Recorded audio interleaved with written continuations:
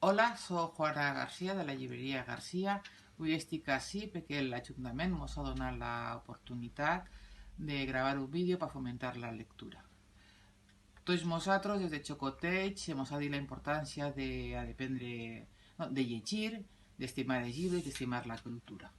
Però la veritat és que moltes persones venen a la llibreria dient que no lligen, que s'agradaria llegir, que és avorrit.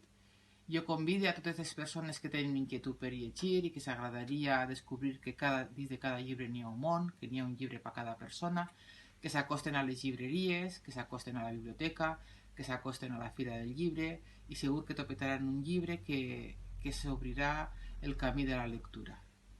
També vull dir-vos que enguany se farà la Fira del Llibre el 30 i l'1 d'abril en la plaça del Parc.